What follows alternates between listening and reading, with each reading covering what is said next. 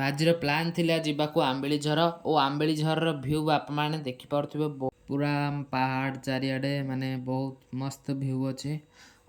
ଆମେ ଏଇ ରାସ୍ତା ପଟେ ଗଲା ଆଡ଼ୁ ସାଇଡ଼୍ରେ ଗୋଟେ କେନାଲ ବି ପଡ଼ୁଛି ଓ ସେପଟେ ଆର ସାଇଡ଼୍ରେ ବୁଗୁଡ଼ା ଗାଁ ଦେଖାଯାଉଛି ଏପଟେ ମାନେ ଆପଣ ଦେଖିପାରୁଥିବେ।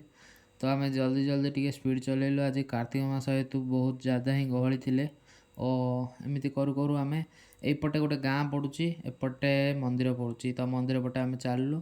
ଯେମିତି ହିଁ ଆମେ ମନ୍ଦିର ଭିତରକୁ ଆସିବାକୁ ଲାଗିଲୁ ଏଇଠି କେନାଲ ଟିକେ ଦେଖିଲୁ ଯେଉଁଠି ଲୋକ ଗାଧୋଉଥାନ୍ତି ଓ ସିଧା ବଢ଼ିଲୁ ଏଇଠି ଦେଖିପାରୁଥିବେ ଆମ ମନ୍ଦିର ଆସିଗଲାଣି। ଓ ଏଇ ଭିତରେ ମାନେ ବହୁତ ବଡ଼ ଗୋଟେ ନଦୀ ପରି ଅଛି। ଆପଣ ଆଗେ ଦେଖିପାରୁଥିବେ ଏଇଠି ଅଛି। ଏଇ ପାଣିର ଟେଷ୍ଟ ମାନେ ଆମ୍ବିଳି ପରି, ସେଥିପାଇଁ ଆର ନାଁ ରଖାଯାଇଛି ଆମ୍ବିଳିଝର। ଏପଟେ ମାନେ ଆପଣ ପିକନିକ୍ କରିପାରିବେ ଆଉ ଏଇଠି ନାମ ଯଜ୍ଞ ହୁଏ। ଚାଲନ୍ତୁ ଭିତରକୁ ଯିବା।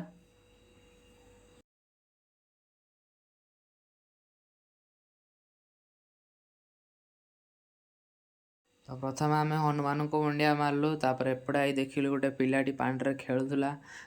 ଏଇଠି ବି ବହୁତ ସାରା ପିଲା ମାଛ ଥାଆନ୍ତି, କିନ୍ତୁ ଏଠି ବେଶୀ ଟିକେ ମହିଳା ହେଇଯାଇଛି ଜାଗାଟା। ତାପରେ ଆମେ ଆସିଲୁ ମେନ୍ ଦରବାଜାକୁ, ମାନେ ଶିବଙ୍କୁ ଦର୍ଶନ କରିବା ପାଇଁ। ତାପରେ ଭିତରକୁ ଗଲା ବେଳକୁ ଦେଖିଲା ବେଳକୁ ପ୍ରବଳ ଗହଳି ଆଜ୍ଞା, ମାନେ ଦେଖିପାରୁଥିବେ ବହୁତ ଜ୍ୟାଦା ଗହଳି।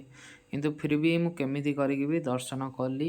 ଦର୍ଶନ କଲା ପରେ ମୁଁ ଚାଲିଲି ଦେଖିବାକୁ ମାଛମାନଙ୍କୁ। ମାଛମାନେ କେଉଁଠି ଥିଲେ ନା ସେଇଠି ନାହିଁ, ଅନ୍ୟ ଜାଗାରେ ଆଉ ଗୋଟେ ଥିଲେ, ତାର ସାଇଡ଼୍ରେ ଥିଲା।